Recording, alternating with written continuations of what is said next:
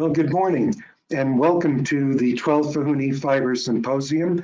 I'm David Klurfeld from the USDA's Agricultural Research Service in Beltsville, Maryland. And it occurred to me during our planning that even some of the folks planning this meeting really didn't know a lot about the background of who George Vahouny was and how these sessions came to be. So I'd like to spend just a few minutes filling you in on that.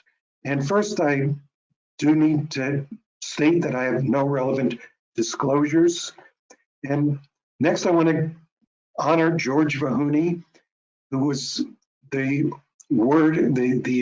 official in charge of this idea in 1980. The first meeting was actually in the spring of 1981. George was a professor of biochemistry at George Washington University in the District of Columbia, and had a long-standing interest in dietary fiber and its effects in the intestine on both lipid and cholesterol absorption. And I was fortunate enough to actually co-publish a few papers with George. Unfortunately, you can see from the years of his birth and death, he died very young following surgery. And he co-organized the first meeting with David Krajewski, who should be well known to anybody in the dietary fiber field. And I was, again, fortunate enough to be hired as a postdoctoral fellow by Dave. And at the end of a few years, he forgot to fire me. And we worked together for 15 years, and we were good friends for 30 years. And Dave and George co-organized this meeting on dietary fiber. It was quite literally the first international meeting on dietary fiber ever held. And I want to just highlight a couple of points from the preface of that book, because it reflected the philosophy of these two very impressive researchers, that they really wanted informal discussion to occur as a way of getting people to talk freely. They wanted people to be able to talk about developments in areas related to their research interests, and that there would be free exchange. And it's really important to point out that both George and Dave never took anything personally, that they always maintained, I'd say, a compliant attitude towards anybody that they disagreed with. So to move on from George Vahouny, his co-organizer was David Krajewski. And you see Dave there on the left with the t-shirt Mr. Cholesterol. Dave actually wrote the first textbook on cholesterol in 1959, discovered the cholesterol lowering effect of eating dietary fiber in the 1960s. He actually published a songbook about cholesterol, fiber, and lots of other nutrition-related topics, published by the American Oil Chemists Society. And you can see on the right here, he was the cover boy in 1988 with Dennis Burkitt, when the cover was highlighting diet and cancer relationships. And Dave had the longest relationship with organizing what's become known as Vahouny fiber meetings, spending 25 years organizing them. And just coincidentally, he would have been 100 years old this year. There are a few other people that I think it would be remiss not to mention. Charlie Bonfield was not a researcher, but was a pharmacist and was involved in health informatics, and had lots of connections in Washington, D.C. So he helped George and Dave co-organize a number of these meetings, got us into places like the Republican Club in D.C. for dinner, and was just a fantastic guy to work with. Charlie's now retired in Florida in his 90s. Jim Anderson Probably you all know from being the first to show that oat bran lowered serum cholesterol, as did eating beans and a variety of other foods. Jim retired almost 10 years ago, but must have been the world's greatest doctor, because he would tell people, you're going to eat 2 bowls of oatmeal a day for the next 6 months or 2 years or whatever. And people would do whatever he told them to do. And finally, Susan Cho has been a prime organizer of Vahoony fiber conferences over the last decade. And she currently has her own consulting company, but for many years she was director of nutrition at the Kellogg Company. So moving on from the important people who really gave life to the series of Vahoony meetings, I just have a couple of slides that I want to highlight a few points. That fiber, as you can see from the title here, needs better PR. And part of the problem is that the definition of fiber is driven by the analytical method. So in 1986, Martin Eastwood wrote a 1-page essay, which I would encourage all of you to go back and read, since it's quite short. And he likened fiber to the term vitamin.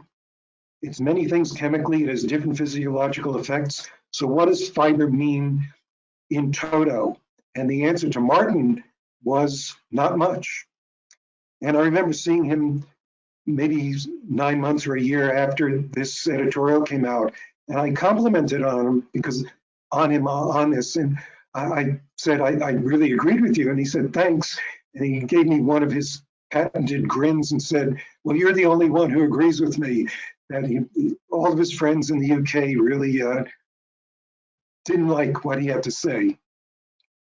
So FDA does accept beneficial effects from fiber, physiological effects, but not fermentation. They consider that a mechanism towards the physiological benefits.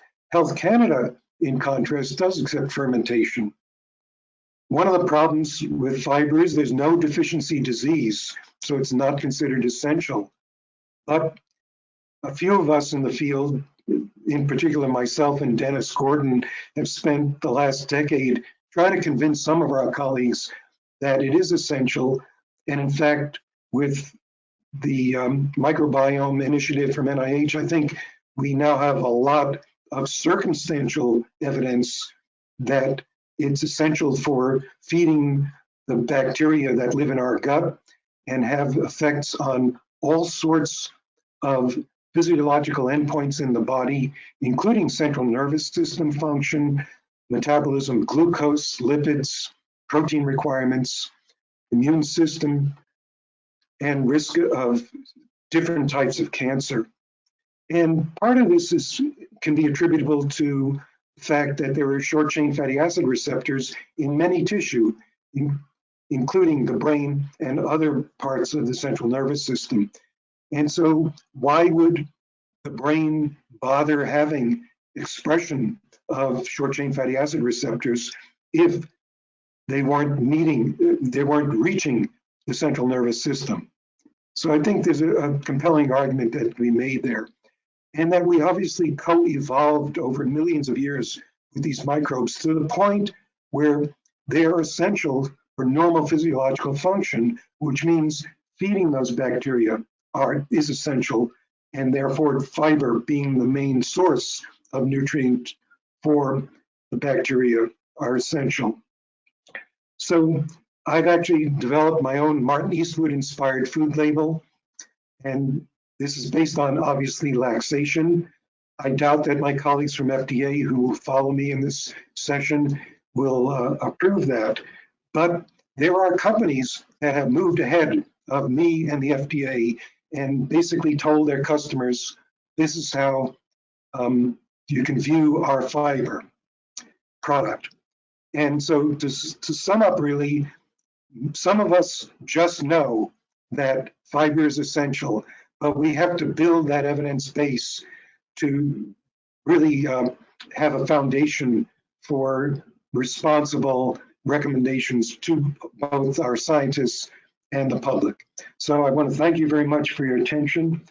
And I think we can move to some comments because I'm sure none of you have any questions about what I said. Good morning.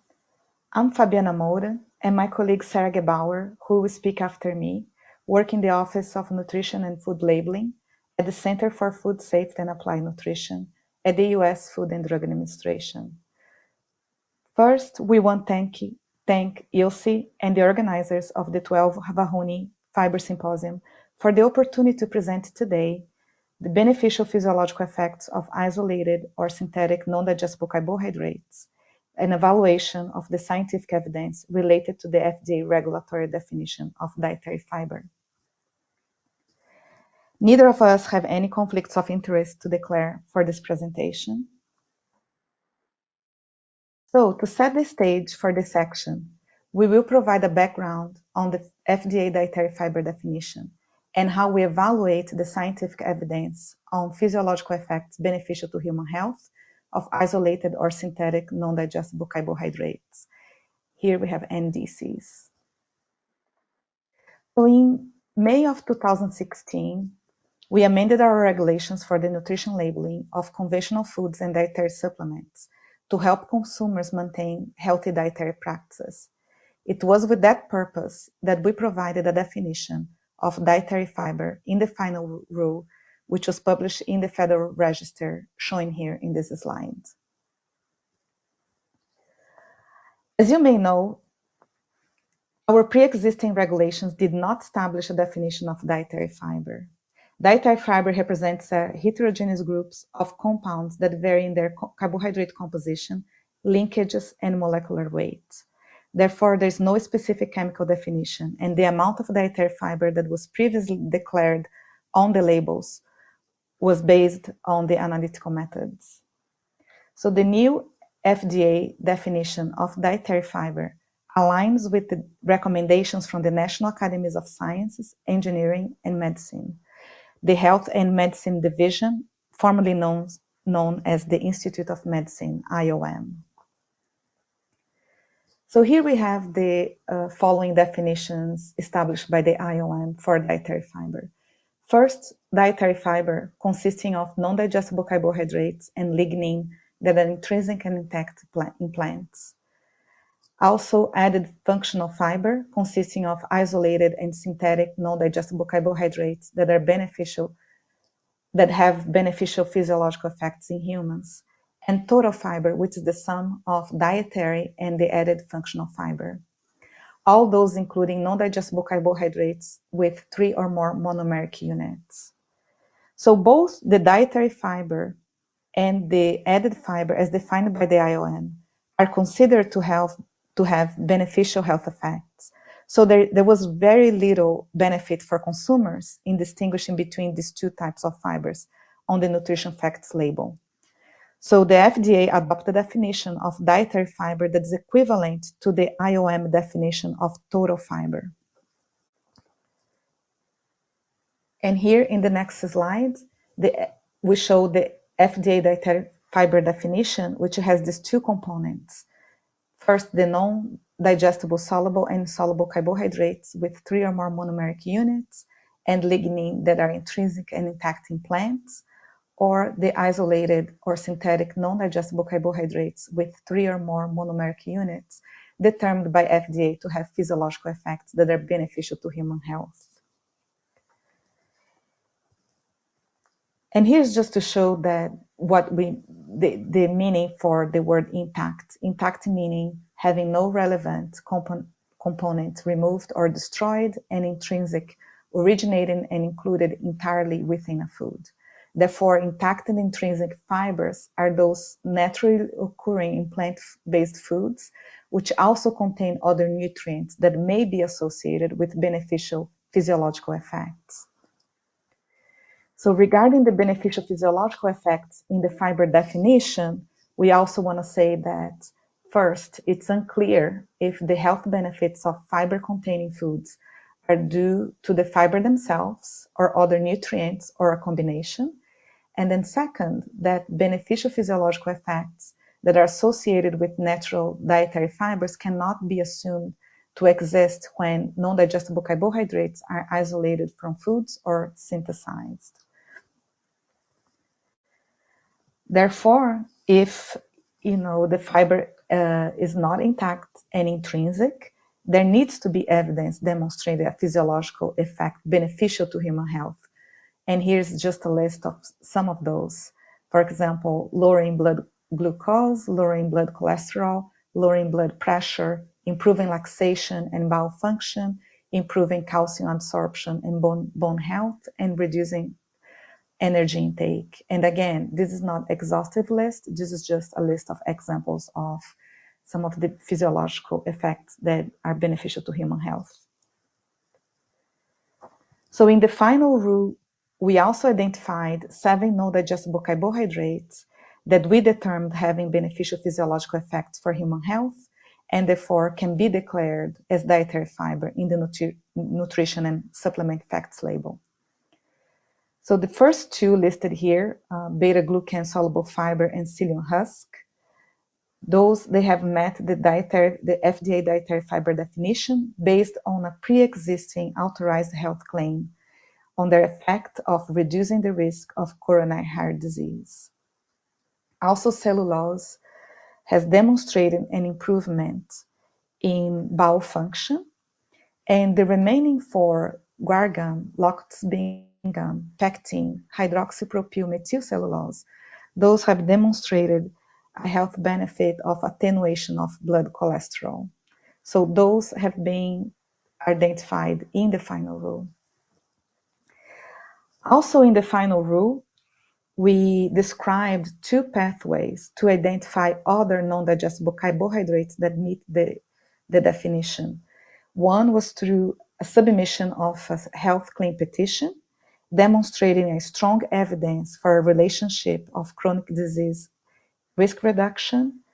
And for that, we have, for industry, a guidance which describes how we evaluate the evidence, which is named the Evidence-Based Review System for the Scientific Evaluation of Health Claims, that was published in 2009. Another way that industry can also submit a petition is through a citizen petition, and that is related to the physiological effect beneficial to human health. And for this one, for the citizen petition, in 2016, we provided also a guidance on our current thinking of our evaluation, scientific evaluation of the evidence on the beneficial physiological effects of isolated or synthetic non-digestible carbohydrates submitted as a citizen petition. So this was a draft guidance that we published in November of 2016, and later in 2018, we published a final guidance on considering the comments that we received on the draft guidance.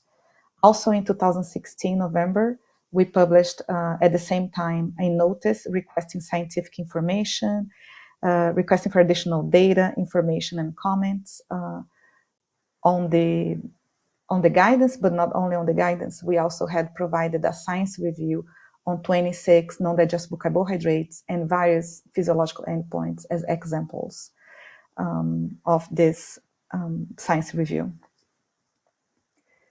So in 2016, 2017, we received 12 citizen petitions, which we reviewed the scientific evidence, and they're all listed here in this slide. So all except for the isomalto-oligosaccharide and the silo-oligosaccharide met the FDA dietary fiber definition. So, and now I'll turn to my colleague, Sarah Gebauer, who will continue our presentation. Thank you very much. Thank you, Fabiana. So as Fabiana mentioned, we did issue a final guidance. So we did that in March of 2018. And that was after taking into consideration the public comments that we did receive on both the draft guidance as well as the science review that Fabiana mentioned.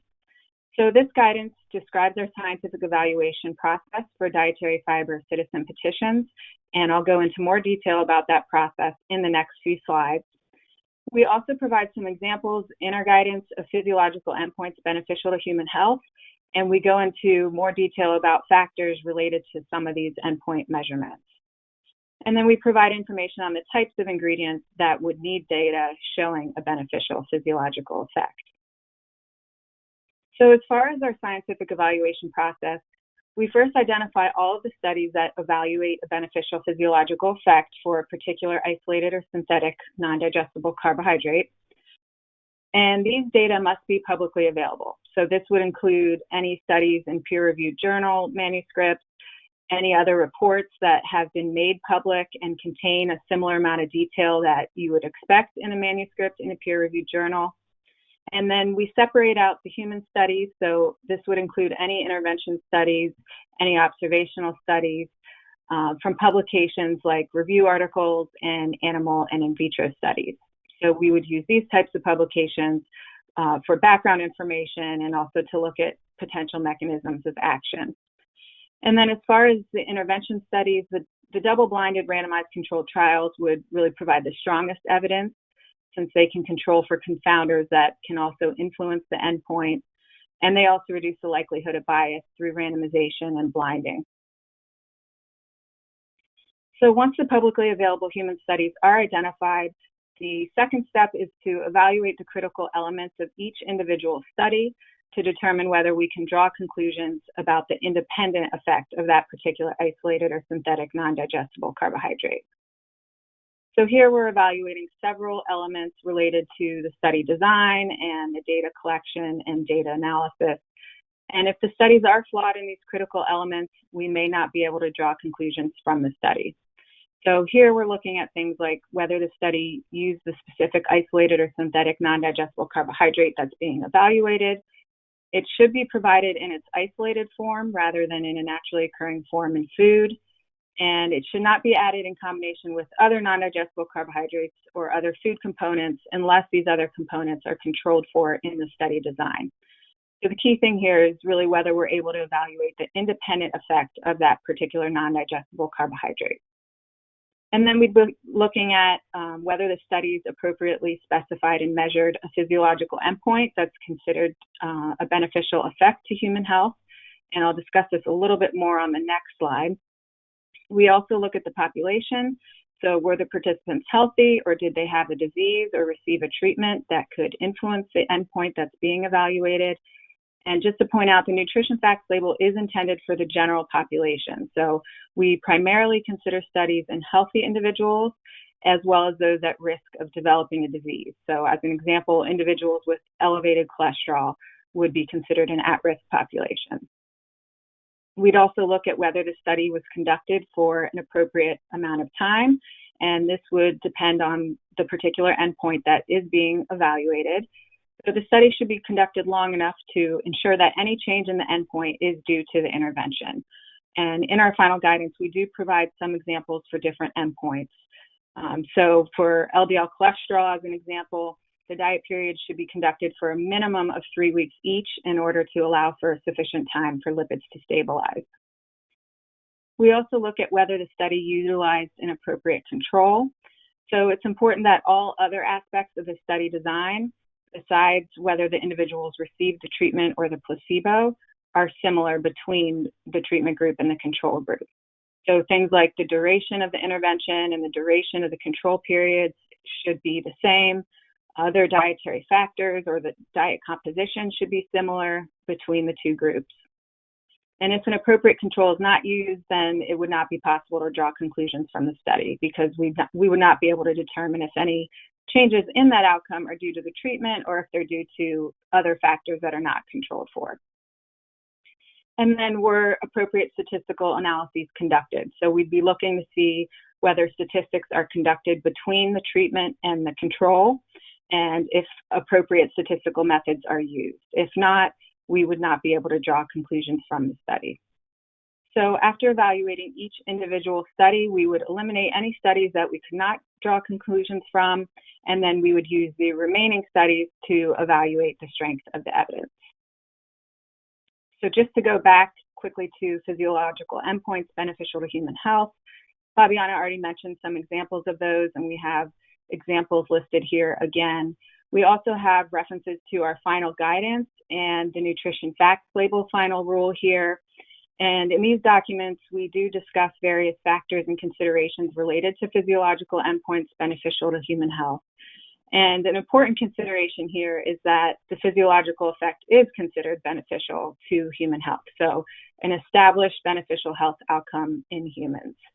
And in these documents cited here, we do discuss that we consider fermentation in the colon and short chain fatty acid production, as well as changes in microbiota as processes which are associated with the digestion of non-digestible carbohydrates rather than beneficial physiological effects to human health. So they might help explain or act as potential mechanisms that are tied to a health outcome, but in and of themselves are not considered a beneficial outcome to human health. So as I mentioned, in the final step of the evaluation process, we would take the remaining studies from which we could draw conclusions, and then we would evaluate the strength of the totality of the evidence to determine whether there is a beneficial effect.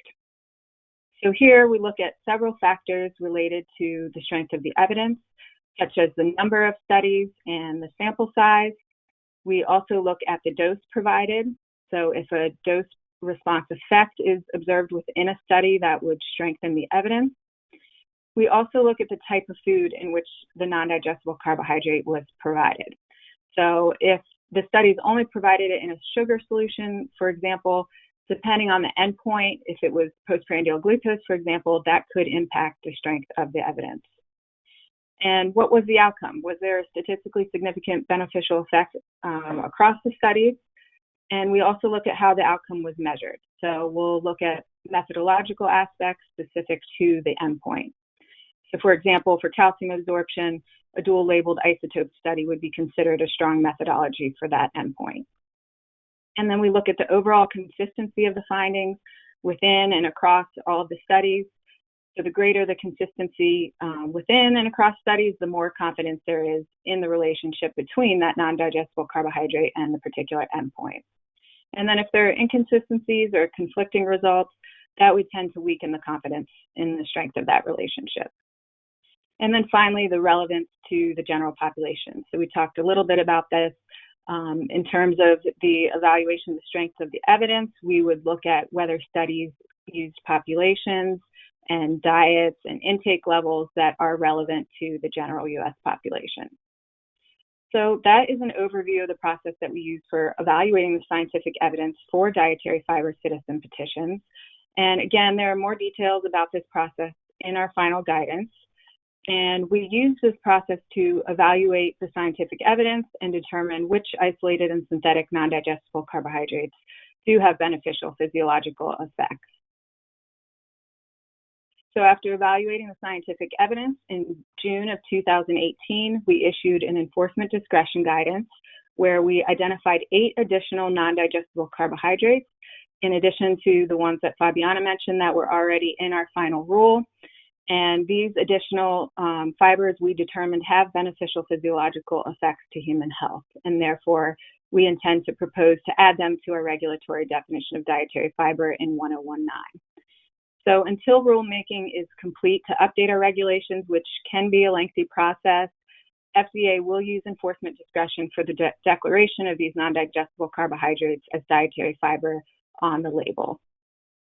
We also released as a reference to this guidance a review of the scientific evidence on each of these 8 additional dietary fibers.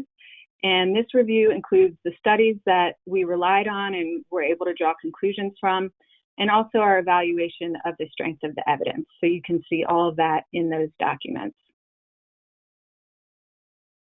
Since 2018, since we issued that enforcement discretion guidance, we have received 9 additional citizen petitions related to the dietary fiber definition, and you can see those listed here.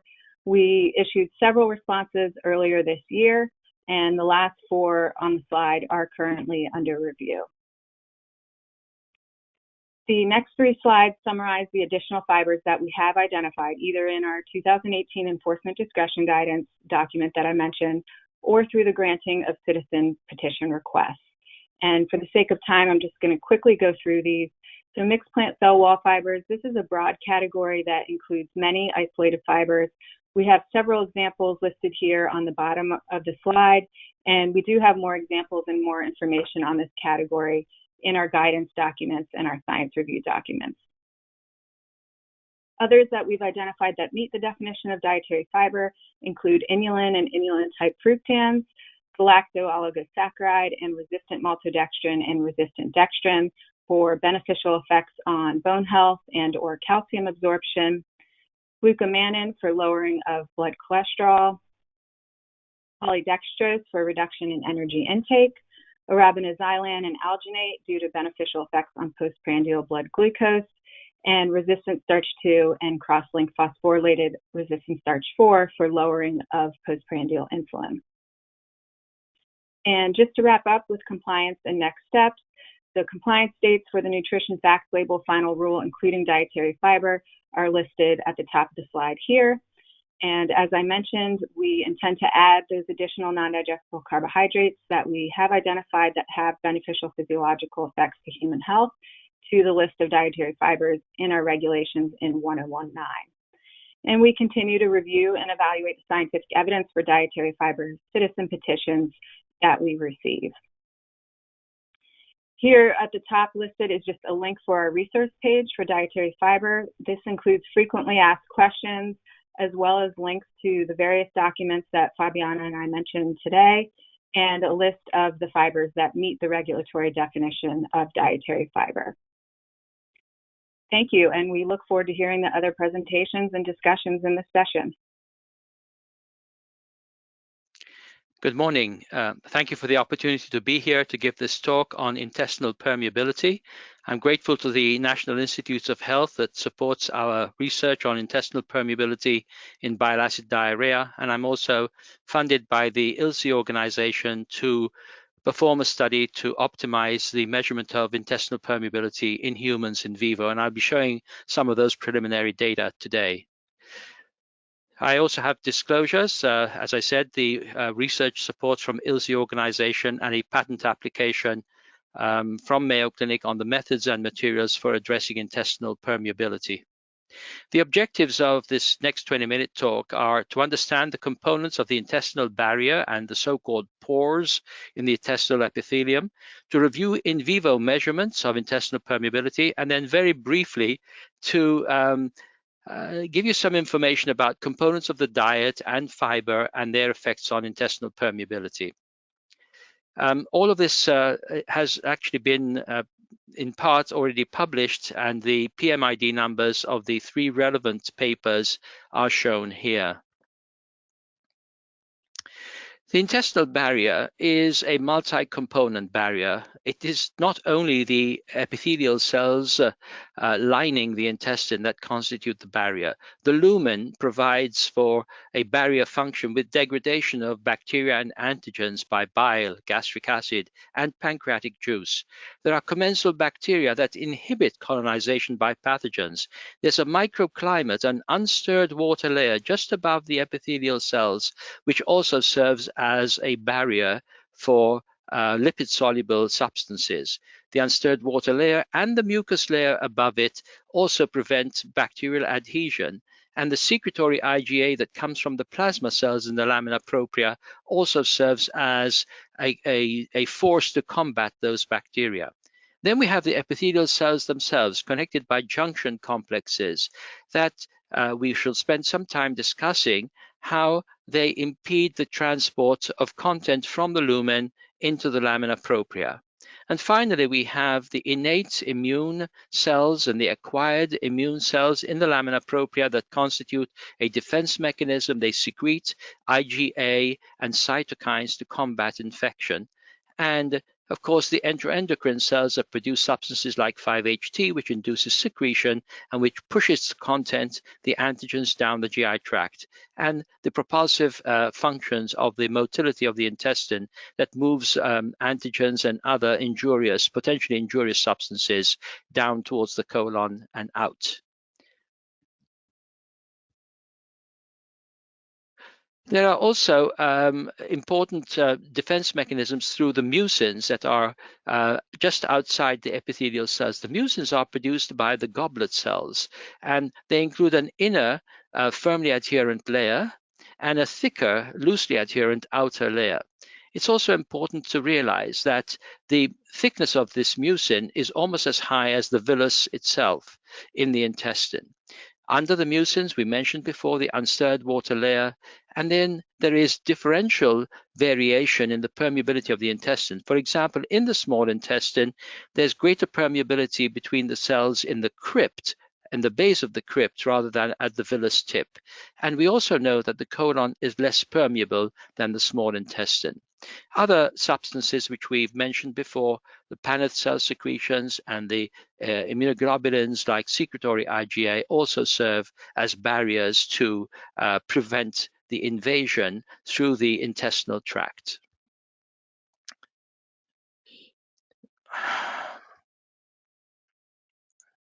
The model often shows that between cells there are narrow areas that are called pores and somewhat wider areas between cells called leak pathways.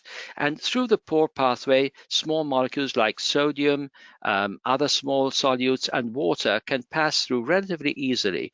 But the tight junctions and the proteins composing those tight junctions serve to prevent the excessive passage of antigens and other substances from the lumen into the lamina propria. These are often tested with probe molecules like lactulose, which is relatively large, and it passes through this larger leak pathway, whereas mannitol, which is a smaller monosaccharide, passes through the smaller pore pathways. Now, it's said that mannitol is about a third as large as lactulose, and if you actually look at the molecular diameter, they are relatively similar, but if you look at this on a sort of three-dimensional standpoint by calculating the volume of a sphere from those diameters, you'll estimate that mannitol is actually a third as large as lactulose. And I mention these because these are very often the probe molecules that are used in the context of measurement of intestinal permeability. Another important model is shown by this lovely picture from a paper by Stefan Bischoff, and it illustrates important points. We've already mentioned some of these important cells, Paneth cells, goblet cells, but also I think this model down here helps me understand intestinal permeability. Tight junction defects allow ions and water to pass through. Apoptotic leaks or damage to the mucosa, such as might occur in inflammatory conditions like celiac disease or inflammatory bowel diseases like Crohn's disease, allow for larger molecules to come through. Things like macromolecules, bacteria can pass through these erosions or ulcers, or else there are specific pathways for bacteria to go through cells or transcytosis. And of course, if you have leaks caused by apoptosis of cells, then antigens are more likely to come through the epithelial layer. My second objective is to review in vivo measurements of intestinal permeability. We can measure intestinal permeability through the urinary excretion of orally administered probe molecules in vivo. There are other measurements that we don't have time to go through in detail today, and they don't lend themselves to large sample sizes, such as endoscopic procedures. When we look at the literature, we find there are different methods that are used to estimate barrier function. And here in this table, I've tried to summarize. There are two main approaches to look at the entire barrier. These are the urinary excretion of oral probes or the appearance in the serum of bacterial lipopolysaccharide and other biomarkers that tend to come right through the entire barrier. There are several other methods. Again, we don't have time to go through all of this, but they can measure the permeability of different molecules in different methods in vivo or in vitro. And of course, there are morphological assessments that are based on immunohistochemistry or other approaches to measure those proteins. This is a relevant slide because it shows the molecular diameters of the different probe molecules. And I'm just going to very briefly point out the sizes, molecular diameters that have been either reported or estimated based on the molecular weight for the commonly used probe molecules, rhamnose, mannitol, which are monosaccharides, lactulose, and sucralose, which are disaccharides. I'm going to contrast the size of these molecules, which are, as you can see here, between about 8 and 10 angstrom. Contrast those with the lipopolysaccharides and bacterial endotoxins, which have much larger molecular diameters, closer to 50 or 100. So when we look at some of the literature, we have to keep that in mind to really understand what the information is giving us. These are older papers that actually show that the proportion of absorbed probe molecules is very different, and it is relatively limited. And I'm going to come back to this point in a couple of minutes. So, for example, with monosaccharides, you have about 20% of mannitol and rhamnose being absorbed from this older literature, whereas the disaccharide lactulose only about 1% or less, or chromium 51 EDTA or cellobios, less than 5% definitely are absorbed. This really is an important point because there are a number of confounders associated with these probe molecules. First of all, the probe itself may be degraded, and of the molecules I mentioned, the one that's least degraded is sucralose. What is the best timed collection of urine after oral administration? Well, we did studies using radioisotopically labeled fluids and the probe molecules, and we showed that 0 to 2 hours after the ingestion of the probe molecule, if you collect the urine from 0 to 2 hours, that reflects the small bowel. 8 to 24 hours reflects the colon. Between 2 and 8 hours, the isotope is located both in the small intestine and colon, so you can't be sure what you're assessing between 2 and 8 hours. Lactulose. In the past, lactulose used to be given at a dose of 10 grams, and that, of course, could cause secretion, could accelerate transit because it's an osmotic laxative. And so we've developed HPLC tandem mass spectrometry, and with that much more sensitive method, we can now reduce the dose to 1 gram rather than 10 grams. This is a really important problem, contamination. Mannitol is now found in many foods and cosmetics, and as I shall show later, this is a significant confounder. And then the final point to make is that when we look at ratios of disaccharide to monosaccharide excretion, it's important to note that only about 0.5% of the disaccharide mass is actually absorbed, and therefore a minimal change in the disaccharide mass absorbed has a big impact on the ratio, lactulose mannitol ratio or lactulose rhamnose ratio. So let me show you a couple of examples from the literature. This was a study on environmental enteropathy in children, and I'm showing here the fact that if you collect urine for 1 hour, which is what had to be done out in studies done in Zambia and Peru, these are little kids that have environmental enteropathy, you can see that the amount absorbed of lactulose is less than 0.5% in that first hour. And so it becomes, difficult to be sure that the ratio that you're measuring is actually accurate because not much of your probe molecule is being absorbed. Another, and it is for reasons that were pertinent to that study, that we actually proposed this research study, which we've almost just completed now. So we took adults aged 18 to 70 years old, and they participated in 3 sequential studies, and we randomized the order in which they would receive either 16.25 or 32.5 grams of fiber. So all patients came into the study. We had 7 to 14 days between each one of these 3 visits. We standardized the meals for 48 hours around each visit. We collected diaries of their diet, etc. And I just want to show you the results of these studies, which are just now being submitted for presentation at a meeting next May of Digestive Diseases Week. The first point is that we found a very significant baseline contamination. And the main baseline contamination, that is in the urine before the patient even ingested those oral probe molecules, we found mannitol in all of the 54 out of the 60 participants that had completed the studies. And it was really quite significant in 70%. Sucralose, which is a sweetener present in many foods, was a contaminant in quite a few, rhamnose in quite a few, lactulose rarely, and then 13-carbon mannitol, there was virtually no contamination on 2 occasions for these 54 participants. I'm going to show you in the next few slides the results of our study. Basically, mannitol labeled with the stable isotope 13-carbon and rhamnose have very similar excretion profiles, and they give us a very good assessment of small intestinal permeability. Sucralose is almost equally absorbed in both the small intestine and the colon.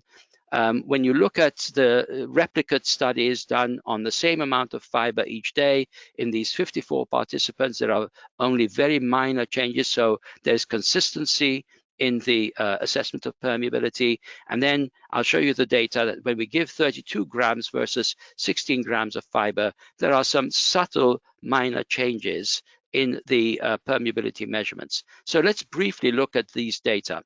So here you can see mannitol, rhamnose, lactulose, and sucralose. And the first thing that strikes you is the very small amount of lactulose that's absorbed. And as I said, this is about 0.3% of the mass of lactulose. We gave 1,000 milligrams or 1 gram, and you can see very little lactulose is actually excreted in the urine. On the other hand, 13-carbon mannitol and rhamnose, we have good excretion profiles, and you can see the replicate studies in test A and test B are very, very similar, suggesting that there is good reproducibility with the same amount of fiber in the diet. And similarly, we see the same idea for the disaccharide sucralose. We can measure this as the ratios of excreted sugars, disaccharide to monosaccharide, and for the sake of completion of this talk, I need to illustrate that you can see the profiles in test A and test B are very, very similar, suggesting that there may be some minor changes, but they really are very, very subtle and relatively small. This suggests that there is consistency within an individual in the measurement of permeability. Here we're showing the effect of 32 grams versus 16 grams of fiber in the diet. And here you can see again, there are some minor differences in the small intestinal permeability by mannitol and rhamnose, and also in the colonic permeability with lactulose, with subtle differences as well in sucralose. So yes, standardizing the amount of fiber in the diet is important, but it's a relatively small change that occurs with doubling the amount of fiber in the diet. And this is also reflected in the ratio of excreted disaccharide to monosaccharide as shown here.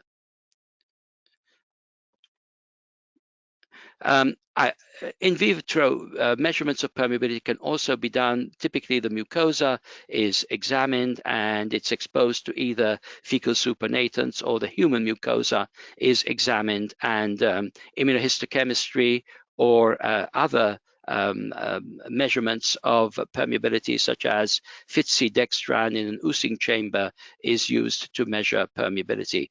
In the context of dietary studies, typically the literature has used mostly oral probe molecules. So let's see some of the data that have appeared in the literature with regard to fiber and the diet. This is a review that's just been published last month in American Journal of Physiology, and we summarize the data and the literature. So nutrients fortifying the intestinal barrier, nutrients therefore that decrease the permeability, include fiber, production of short-chain fatty acids, the amino acid glutamine, vitamin D, vitamin A, cysteine through production of increased glutathione, and tryptophan. All of these improve the barrier functions in the intestinal mucosa. This is both small intestine and colonic. On the other hand, there are substances that damage the intestinal mucosal barrier or the barrier, the other components of the barrier, like mucin, and increase permeability. These include gliadin, alcohol, bile acids and emulsifiers, both of which are detergents. They remove the surface mucus, they damage the tight junctions, and increase the permeability. Fat has many functions, including changes in the microbiota, and there's some evidence that fructose also has an effect by reducing cell energetics through reduction of ATP in the cells. The paper actually goes through and describes in great detail the proposed mechanisms, and obviously I don't have time to go through this in great detail. I want to just touch upon two specific points. One is related to how might fiber work. Well, fiber increases the amount of short-chain fatty acids, and that has effects, beneficial effects on cell energetics, increases macrophage function, increases tight junction function, as well as activation of immune mechanisms to combat infection. Fiber also increases GLP-2, which actually enhances cellular proliferation and also recovery of cells and healing of the mucosa. And similarly, anthocyanins have effects on secretory IgA production, increased mucin production, changes in the microbiota, and enhancement of tight junctions. And these are mechanisms that reduce the permeability of the intestine. As you all know, fiber substances are either soluble or insoluble. They provide an alternative structure that the bacteria can eat up instead of eating away at the mucin. So the bacteria can normally eat away at the mucin and decrease the permeability, but the fiber constitutes an alternative substrate for the bacteria. Insoluble fiber increases stool bulk, and then the soluble fiber fermentation metabolites such as short-chain fatty acids are very important for improving the surface barrier to prevent damage to the permeability of the intestine.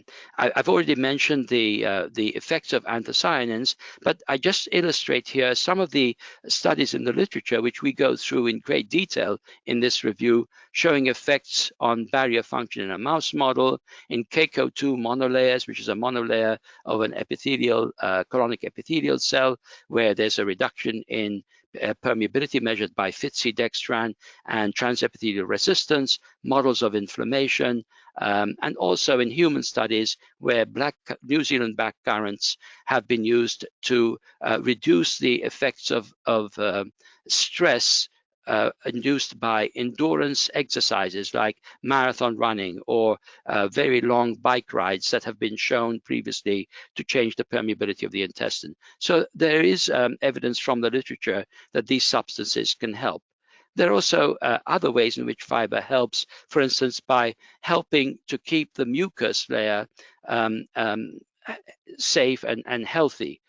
We mentioned already the microbiota, using the mucus as a source of nutrition, and the fiber serves as an alternative substrate for nutrition. We've talked about the barrier function, the improvement in energy for the colonocytes, improvement also in energy provided to organs through some of the products from fiber, and the neuroimmune functions. There have been several studies done in the literature, and I don't have time to describe these, both in the healthy state, and I would like to respectfully refer you to this review that has just been published in the American Journal of Physiology. And this pertains to inulin and pectin and fructooligosaccharides. But also, there have been studies where fiber has contributed to improved barrier function in disease states. And I'll just spend 1 minute going through this. So in non-alcoholic fatty liver disease, it's been shown that there's an improvement in steatosis, the fat in the liver, reduction in liver enzymes, improved Hamaguchi scores, and decreased zonulin levels in the blood. Zonulin really is a marker of epithelial damage in the small intestine. There's evidence that if you don't have enough fiber, this is from healthy newborns in Brazil, not enough fiber in the diet, low energy intake, actually results in greater permeability. The reverse has not actually been proven yet, that you can supplement fiber and improve permeability. And then finally, colitis models like the dioctyl sodium sulfur succinate induced colitis model in mice, or the 5-fluorouracil increased permeability in mice. We know, for instance, in people receiving 5-FU for diverse cancers often have diarrhea. And the whole idea is, can you improve that with something in the diet? And here in the mouse model, butyrate, one of the short-chain fatty acids, reduced intestinal permeability, reduced intestinal damage, and finally increased mucin gene expression in response to butyrate enemas. I'll draw your attention as well to soy hydrolysates, which have recently, in the last 3 to 5 years, been the subject of investigation, and they've been demonstrated to enhance barrier function, increasing the tight junctions called claudins, claudin 1, and decrease in claudin 2 expression. And this is associated with improvement with these diverse solids, soy hydrolysates, in the degree of permeation, if you wish, of proteins, and also in the improvement in other measures of resistance of the epithelium. So my conclusions, the intestinal barrier is more than just the epithelial cell layer. There are several measurements for methods for measurement of the whole barrier, and I believe these are improving, and our recent studies show that use of the 13-carbon mannitol monosaccharide is going to be key in future studies, particularly because it's not a contaminant. It has very good dynamic profile similar to rhamnose and mannitol itself, and now it can be easily measured by HPLC tandem mass spectrometry. Yes, there are dietary fibers that may fortify or weaken the intestinal barrier. And then finally, the effects of fiber on intestinal barrier appear to be highly promising. However, they require further confirmation in larger studies using validated measurements of the intestinal barrier function. Thank you very much for the opportunity to share these thoughts on the intestinal barrier and intestinal permeability with you. Thank you. Hello, my name is John Crine, and I'm here to tell you about fiber and the microbiome gut-brain axis, and how this could be harnessed for potential cognitive, mood, and behavioral benefits. I'm based at the APC Microbiome Ireland in Cork, right in the very south of Ireland, and I'm delighted to be talking with you here today. Here are some of my disclosures to point out. And I work in a medical school, and in medicine, almost everything goes back to Hippocrates. Now, Hippocrates is thought to have said, now it could be fake news, but he's thought to have said that all diseases begin in the gut. And that's quite surprising if I talk to my neurology or my psychiatry friends. They might challenge that. But, perhaps what we're learning, and we learned this even from our language, where we use phrases like gut instincts and gut feelings, we're gutted when we're disappointed, we make gutsy moves when we're brave, that there might be an underlying neurobiology behind this well-worn phrases after all. Now, the big challenge that we have in our lab, I really can be summarized in two large areas. One is trying to understand how does the microbiome in the gut send signals to the brain to change all of these complex behaviors, and how diet can be used as a way of manipulating that microbiome. And then the second part of what we're trying to do is we have shown over the years many fantastical, amazing findings implicating the microbiome and brain function in animals. But how do we translate this to the human condition? And where are the gaps, etc.? So hopefully today we can highlight where some of these gaps are at the fiber microbiome interface. And what we're really interested in doing is trying to understand the relationship between the microbiome and the brain at key windows across the lifespan, whether it's in early life, in adolescence, and all the way into aging, which I'll focus a little bit of my talk today on. This is something that we're really, really excited about and intrigued about. And I just wanted to highlight, because all of this is built on studies that has emerged in animals. And one of the things we wanted to do was to show that the microbiome was actually important in brain function and brain development and aging. Well, we needed some evidence. And the best way to get evidence that something is important is to take it out and see what happens. And so the concept of being germ-free or growing up germ-free may not have any real translational benefit to humans, but it does allow us to answer the question, is the microbiome involved, yes or no? And our group and many other groups across the globe have been working on this for well over a decade now.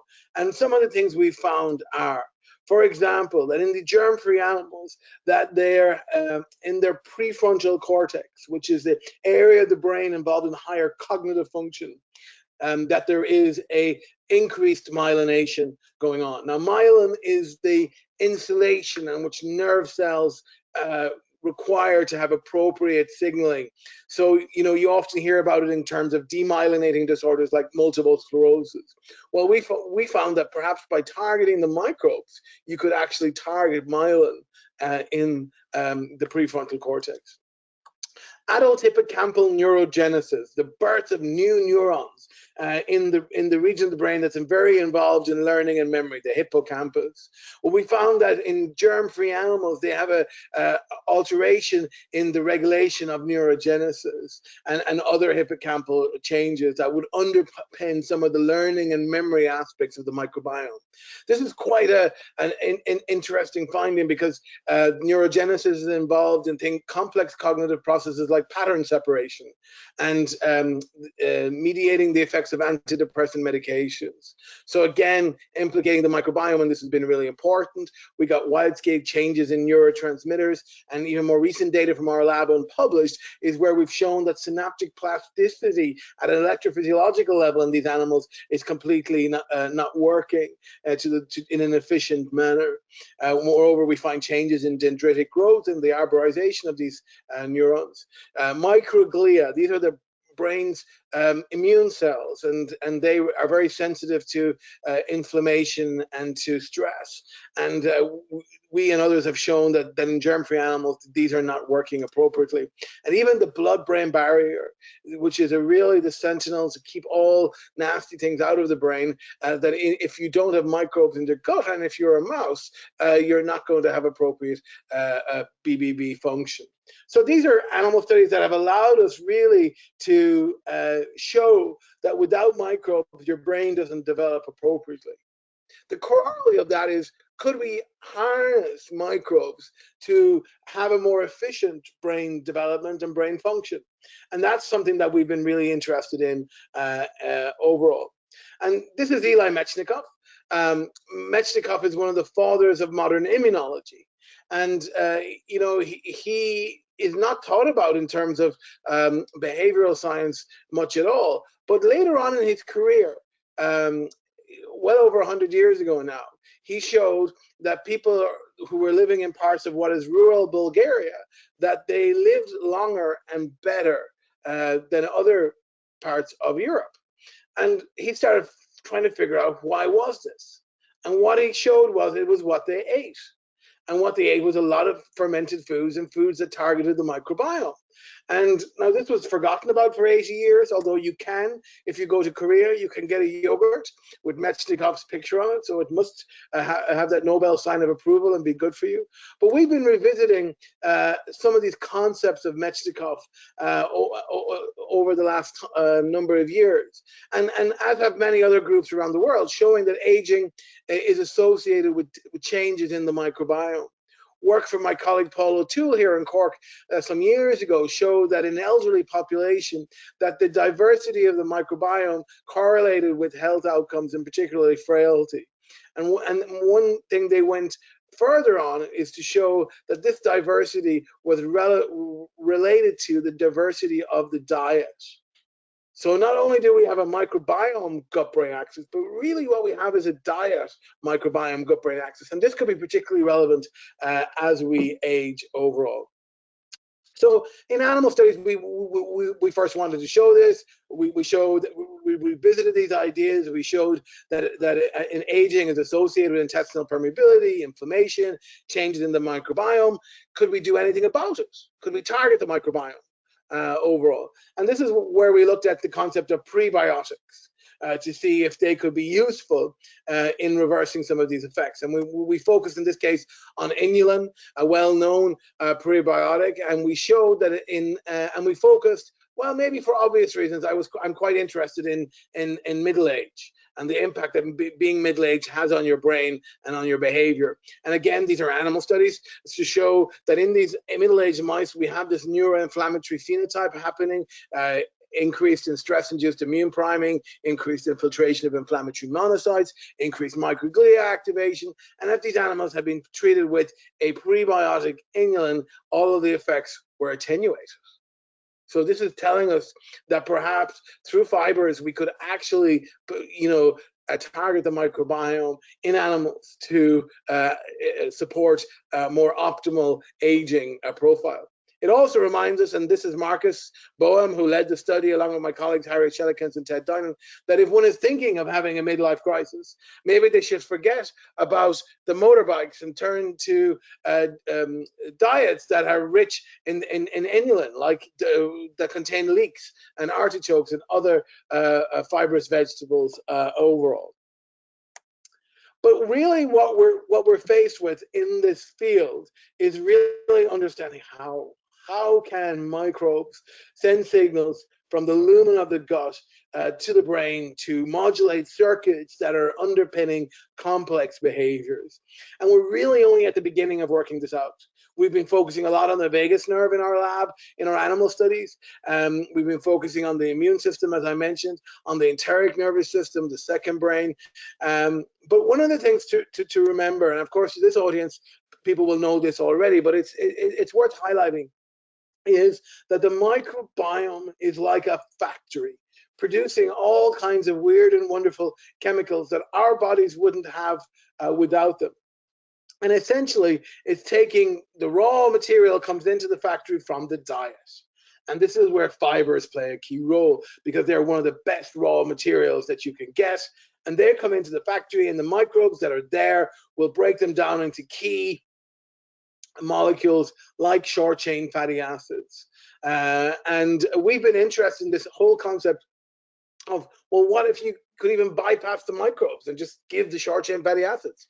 And this is quite an exciting area. And again, it's an animal study, but it's just proof of principle that by giving short chain fatty acid combinations to animals, we were able to ameliorate some of the long-term effects of chronic stress at the level of the gut and at the level of behavior. So there is now more studies emerging using human brain imaging and other ways of actually encapsulating the short chain fatty acids and looking at their effects on the brain. And so this is quite an exciting area moving forward.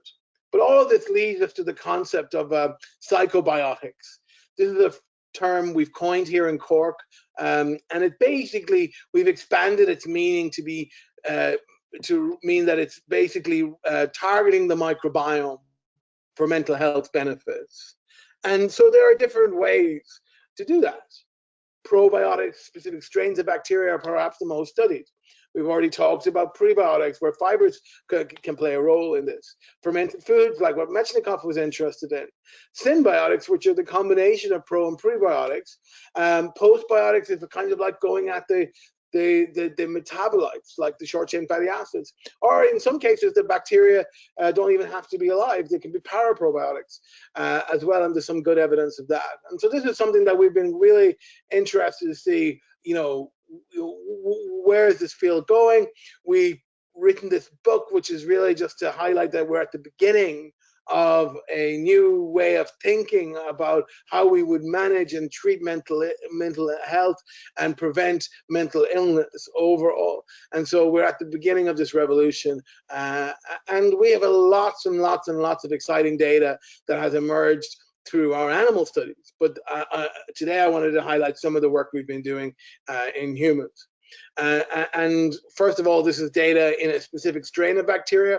The strain we had shown in our animal models to have beneficial effects on cognitive function and anti-stress effects. And when we put it into the small human study, healthy volunteers, just 22 individuals, we were able to show that there was a signature of this probiotic at the level of brain EEG. We found a positive effect on cognitive performance and a anti-stress effect, which is really exciting. Moreover, Paul Enk's group in Tübingen used a human brain imaging study where they put individuals into the brain scanner and got them to play a cyberball task. Again, a small study, less than 20 individuals, if I recall, and they were able to, in this game, the person in the scanner is playing in virtual reality a ball game with two other people, and they're passing the ball from one to the other. And suddenly, the person who's in the scanner no longer is given the ball. They become excluded from the game. It takes them back to all their childhood playground feelings, and the brain mounts a stress response, and both in terms of frustration, but also in terms of some of the psychological aspects. And those that had taken this biflongum, they didn't have any effect at all. Now, then so this is very exciting for me as a basic scientist to see something that we've shown in animals come all the way to the humans. Small studies, we still need a lot more, but really exciting. And so then we took our most prominent active psychobiotic, which was a lactobacillus, in our animal models, and we put it through similar paradigms, and you cannot get more negative data in one paper if you tried. It did nothing, absolutely nothing. And so this highlights the difficulties we have in translating data from animal studies to human studies. And it's not specific to the probiotic field. It's equally there in the nutrition field, in the obesity field, and in many other fields. And so, it is one of the things we have to highlight and acknowledge, and try and understand what is it about, doing these studies in a very controlled environment versus out in the wild in the human condition with very complex behaviors. And the other important thing to realize is that in mental health management now, there is a big shift towards the understanding the role of nutrition as a particular preventative or intervention strategy for mental health overall. These are the My New Gut study that I was involved in, and they provided some recommendations around what would be a useful strategy to look at for targeting the microbiome for mental health, largely around the Mediterranean diet, which with its fibers and other components within that. And it allowed us then to create a food permit. Also here in Europe, I'm part of the European College of Neuropsychopharmacology's nutrition network, and we've put forward this whole concept of nutritional psychiatry and improving mental health by what we eat, and I think this is very, very exciting. And then just to highlight work that's ongoing in our lab from our nutritionist, Kirsten Birding-Harles, where we're really just trying to triangulate the relationship between diet and the microbiome and brain health in humans. Because we know that there are positive effects of diet, and I'll talk about some of the ones in relation to fiber in a few minutes. But the question is, how much of the effects are moderated or mediated by what's going on at the diet microbiome interface? And so what we're trying to develop is a psychobiotic diet, which is really high in fiber and fermented foods with a Mediterranean base to it. And our preliminary data is very exciting on this, and so it's something that we're really looking forward to sharing in the coming months as we move forward. And we're beginning to really appreciate that our state of gut will markedly affect our state of mind.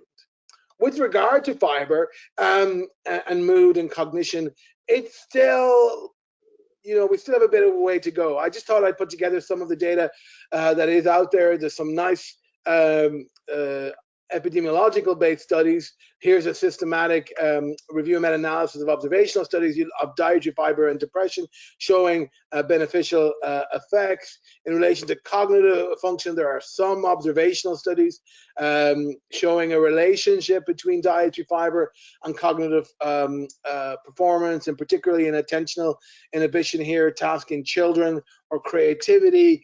But, you know, they're not something you would definitely write home about too much.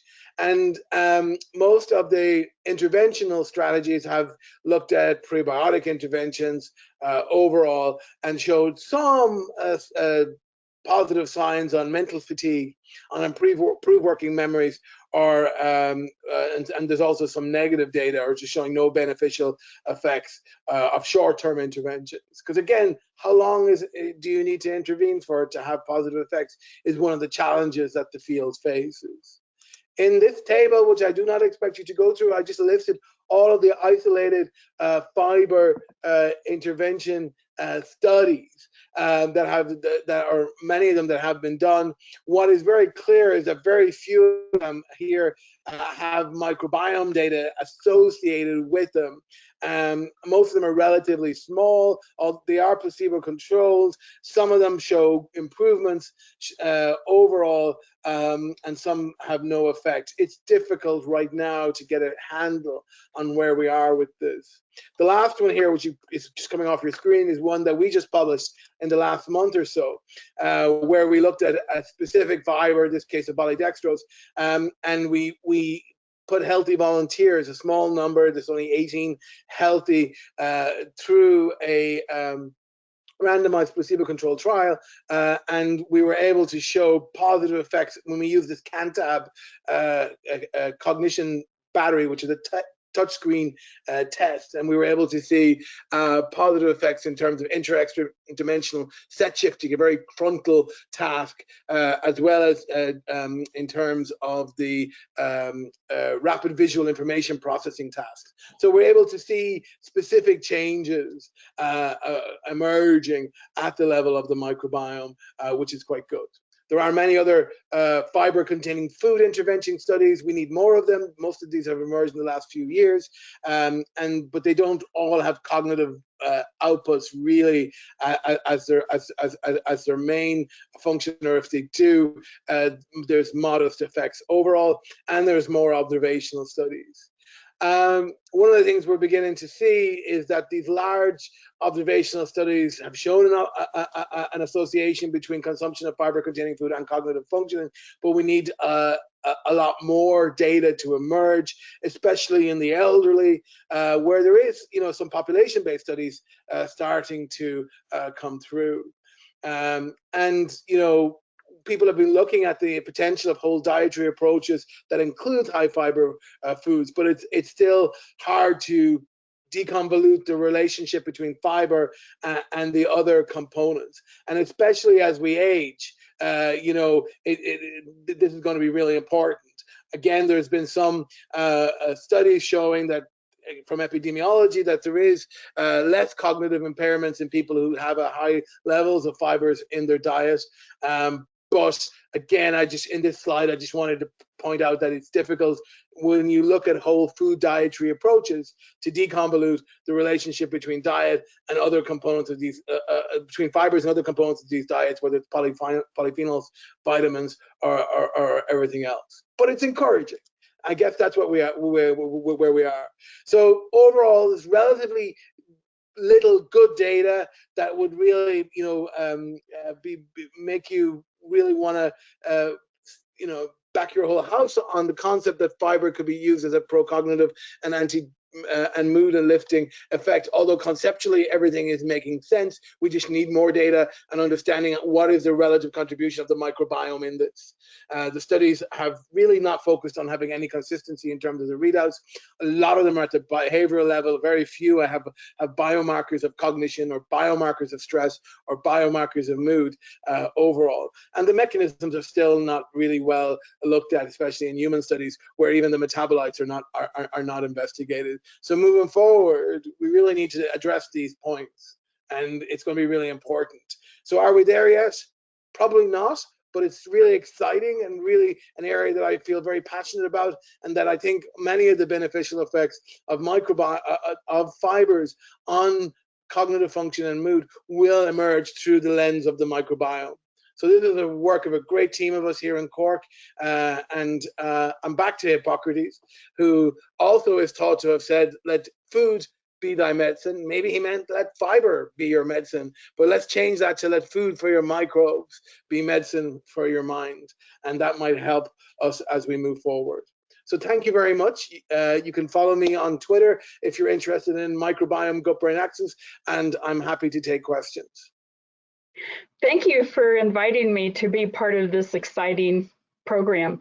I'm going to speak about prebiotics, gut microbiome, and health, and I'm going to use the example from my research on calcium metabolism and bone health, because we want to link these changes in response to diet to actual health conditions like bone health. Here is my disclosure slide. Today we're going to talk about setting the background of calcium metabolism and bone health, and then we'll get into the relationship of prebiotic fibers, microbiota, and calcium absorption, which influences bone. Then we'll discuss plausible mechanisms and review some of the clinical studies that were evaluated by FDA in determining whether a particular prebiotic fiber met the front of package claim. So the overview on bone mass shows you in this slide how the rapid rise in bone accretion occurs around puberty. And the adult height is reached just before bone consolidation is complete. And then at the peak, it's said to be at peak bone mass. That's your best position for bone. And then you start losing strength because you start losing bone. In women, that occurs most rapidly at the menopause, in men more gradually. We're concerned about calcium in this process because it's the primary mineral in bone, and intakes around the world are inadequate. If you follow what's happening with calcium, you're following what's happening with bone. So my research has focused on the two phases of the life stage where bone is changing the most rapidly. One during pubertal growth, when you are trying to build peak bone mass to ward off fractures as long as you can, and then to reduce bone loss later in life. So we'll cover both of those life stages in this talk. Here is a representation of what we think we know now about the relationships of dietary fiber, which is one of the main constituents in diet that can influence the gut microbiota. As you increase the dietary fiber in your diet, you shift the distribution of gut microbiota to more fiber fermenters. They in turn produce short chain fatty acids like butyrate or other ones. We know the most about the effects of butyrate.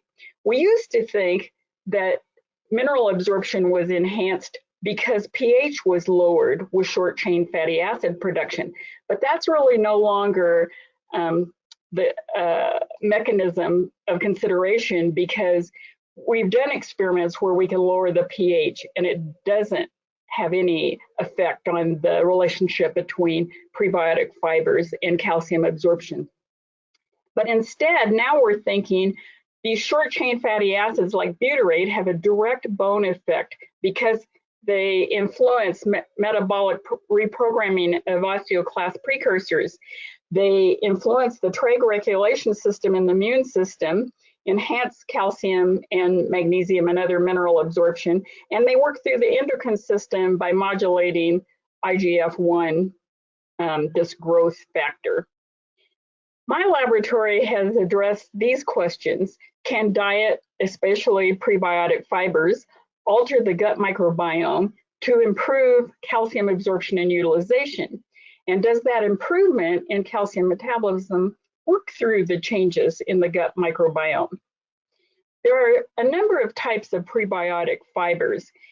They're all characterized by being indigestible and reaching the lower gut where the gut microbiota reside, but they can go from simple disaccharides to intermediate chained oligosaccharides or long chain polysaccharides.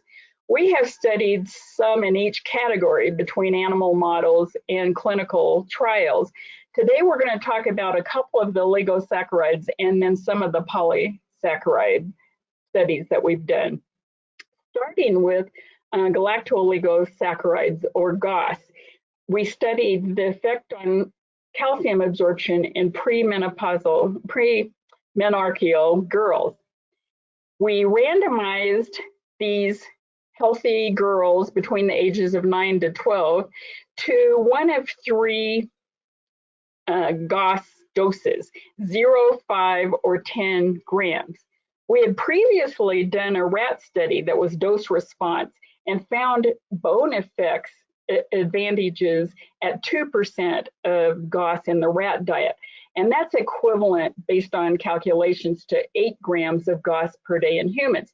Therefore, we selected 5 and 10 to try to bracket this effect we observed in the animal model. We fed each of these treatments in randomized order to all of the girls for 3 weeks, separated by 2-week washouts. We gave the GOS in a yogurt type drink. At the end of each of these periods, we brought them into the clinic for 2 days to collect their feces to determine microbiota changes and fractional calcium absorption by the gold standard, the double stable isotope calcium method. This shows you the benefit of feeding galactooligosaccharides to the girls in terms of improving fractional calcium absorption. But notice there wasn't dose response. 5 grams was more beneficial, if anything, than the 10 grams. We looked at when the timing relative to giving the GOS in the diet did absorption increase, and we saw that it peaked at about 36 hours. That's consistent with reaching the lower gut where the gut microbiota reside. We specifically looked at bifidobacteria because that was the hypothesized bacteria that would benefit calcium absorption, and we found that production of bifidobacteria paralleled the increases in fractional calcium absorption. So to summarize the effect of GOS in girls, the GOS treatment have a differential response in levels of bifidobacteria. 5 and 10% were about the same, increased calcium absorption about 10%, and if sustained until peak bone mass, that should account for 5.4% of total skeleton gain per year during this rapid growth period. And it occurs later, 24 to 36 hours post-treatment, suggesting lower gut mechanisms. So GOS may help reduce fracture risk by maximizing bone mass accrual during growth. Then we did a series of studies on soluble corn fiber. We selected that fiber because we tested 8 novel fibers produced by Tate and Lyle in a rat study to determine which one was the most promising for bone health to go on to humans. So we selected soluble corn fiber and studied it in a very controlled manner, an efficacy study in adolescent girls and boys. We brought them into campus and lived with them for the summer. And in the summer research camp, we could control their diets at 600 milligrams of calcium and 1,500 milligrams of fiber. And then we gave them the soluble corn fiber or a placebo of maltodextrin in these gummy fruit snacks. And so after 6 weeks of eating these snacks, they still loved them. So a huge success. We planned all sorts of activities while they were at camp to keep them interested in staying at camp for such a long period of time. The top of this slide shows the design of that efficacy study, where all of their activities, their sunlight was consistent, and controlled. Their diet was controlled.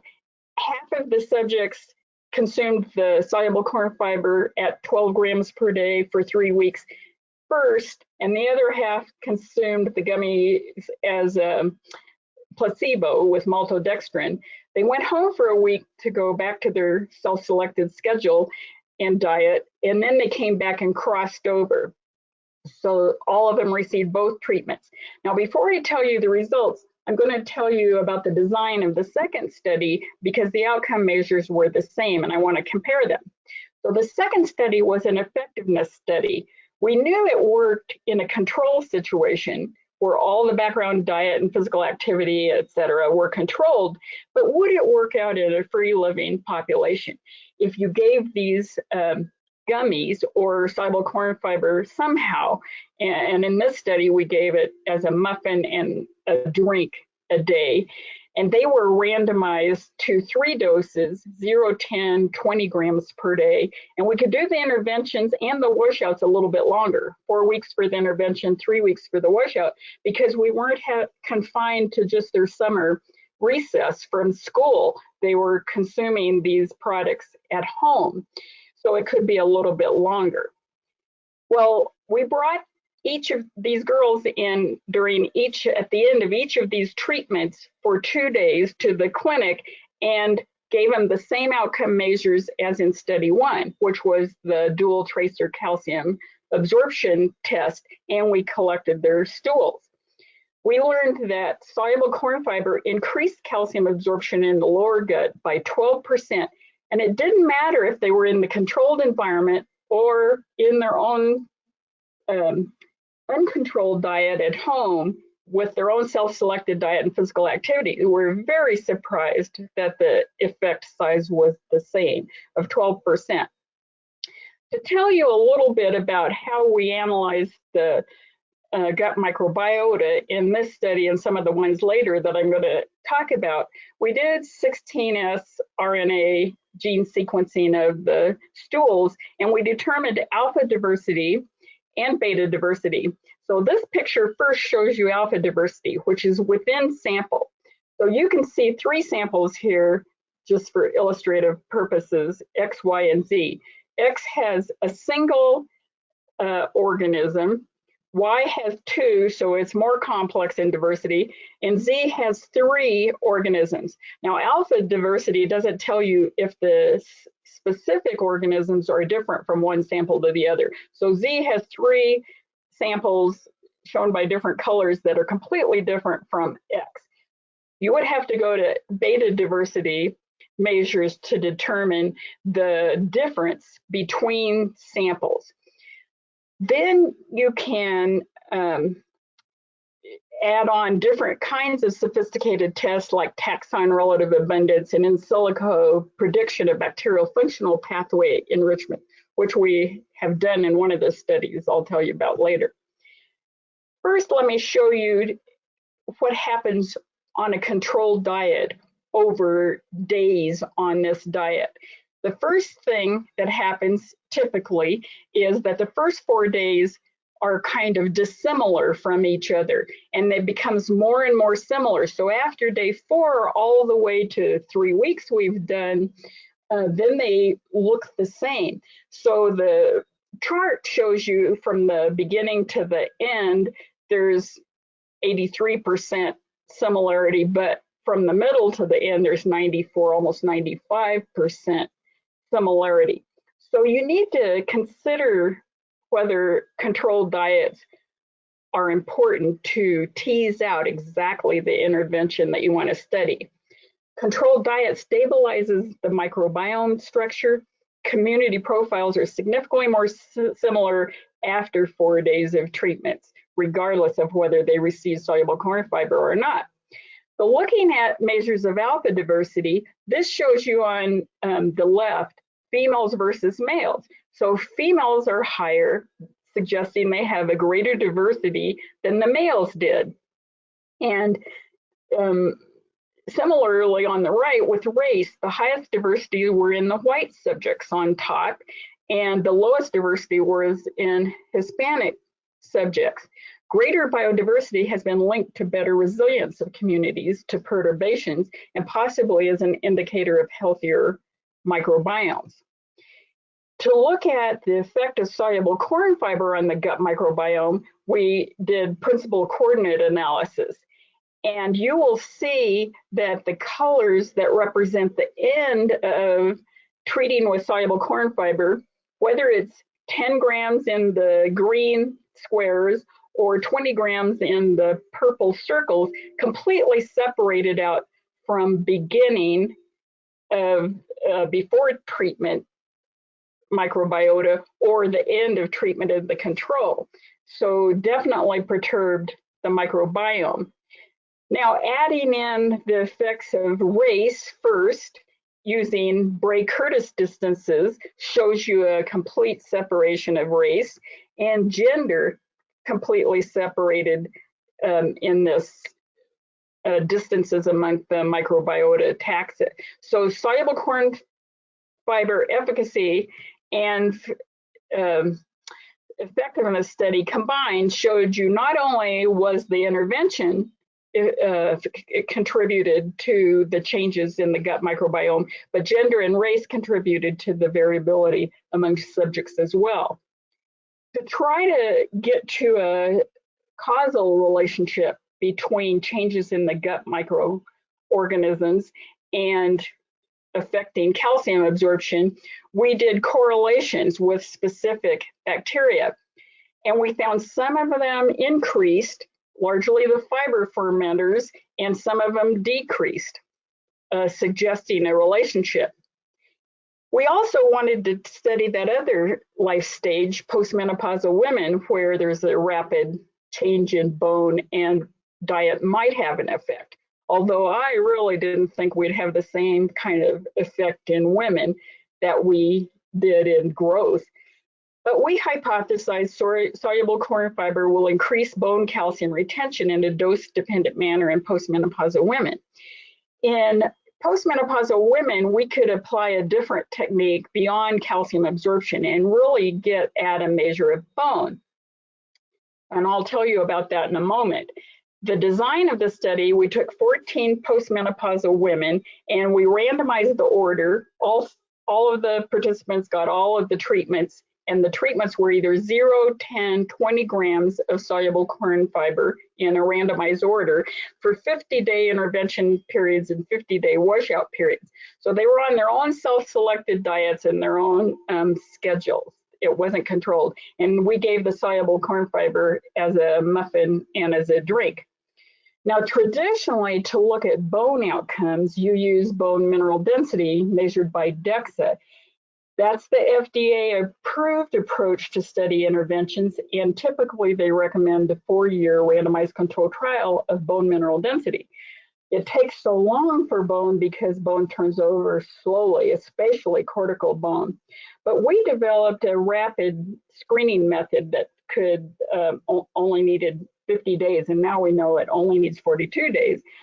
But this rapid screening involves a rare isotope, in this case calcium-41, where you give it to the participants and wait for the soft tissue levels of the calcium-41 to be excreted, so that then the only calcium-41 is in the bone.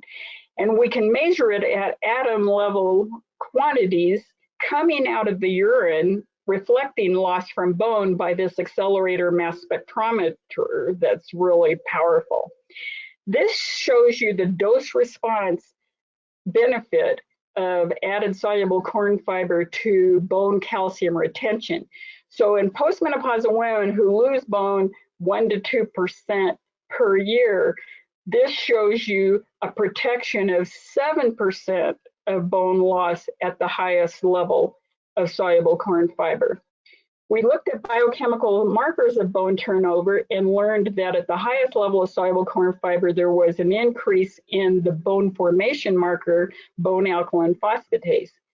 We also looked at symptoms due to the fiber, and they were almost non-existent and no different from the placebo. So to summarize the soluble corn fiber studies, soluble corn fiber increased calcium absorption in adolescents by 12% compared to the control, and that would amount to a 1.8% of total body calcium or bone, because calcium is a constant fraction of bone, over a year. It occurred late in the after consuming the fiber, suggestive of lower gut mechanisms like the increase in bifidobacteria. Soluble corn fiber specific changes in bacteria were related to improvements in calcium absorption that were related to fermentation of fibers and short chain fatty acid production. Soluble corn fiber also prevented bone calcium loss in postmenopausal women in a dose response fashion. Now, these 3 trials on soluble corn fiber, 2 in adolescents and 1 in postmenopausal women, led the FDA guidance to allow soluble corn fiber to meet dietary fiber definition for the nutrient facts label based on the calcium absorption and retention data. That inspired bone mineral density trials, the more traditional approaches to looking at compounds that can improve bone health. So there's been 2, or there has been 1 and will be another 1-year randomized controlled trial in children. The one in Malaysia conducted by Winnie Chi is being written up now for presentation, for publication. And the one in Florida under Christina Palacios is about to begin. This also inspired studies in bariatric patients at the University of California, San Francisco. We have discovered that calcium absorption really fell in these patients with surgery. At Michigan State, Laura McCabe did a more mechanistic study in type 1 diabetic mouse model to show the protection against bone. So to tell you a little bit more about some of these studies that you'll be able to look forward to, Christina Palacios study is going to study children aged 10 to 13 of adequate weight with no health conditions, and they'll be randomized to either with or without soluble corn fiber or a placebo, and with or without calcium to see if there's a synergistic effect. At UC San Francisco, we have already reported that bariatric surgery caused a reduction from the normal calcium absorption average of about 33% to less than 7% after the surgery. So she's going to find out if soluble corn fiber can help correct this loss in calcium absorption, although we're not sure because the lower gut has been removed. But we do know from looking at the bariatric patients who underwent sleeve gastrectomy at 6 months using some of the more complicated evaluations that butyrate metabolism was altered due to the surgery significantly.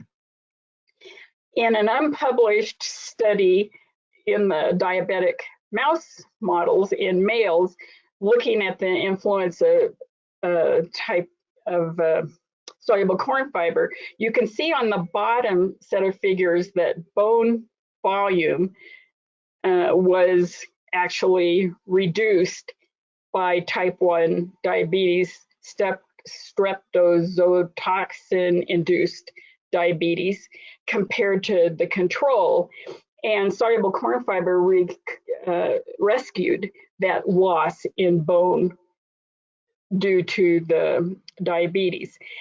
And so you wonder if it could help prevent diabetes as well. But blood glucose wasn't benefited by the soluble corn fiber in the yellow and the light blue. It didn't have an effect, but hopefully we could find sometime a manipulation of the gut microbiome that would have a benefit, because as Zivi sort of proposed, we're headed towards personalized nutrition to control blood glucose by prediction of glycemic responses. And that will take knowledge of the gut microbiome, biomarkers from blood tests, questionnaires and response to diet to be able to project who can be spared diabetes. The future then, questions that are important to determine a causal role of host versus gut microbiome fermentation of dietary prebiotics that result in increased calcium absorption and bone health or other functions, to determine the role of the short chain fatty acids, and to determine if the mechanism is the same at different life stages, like the adolescents and postmenopausal women that we studied. Thank you. I want to acknowledge the funders of the various studies I told you about and all my wonderful collaborators and trainees.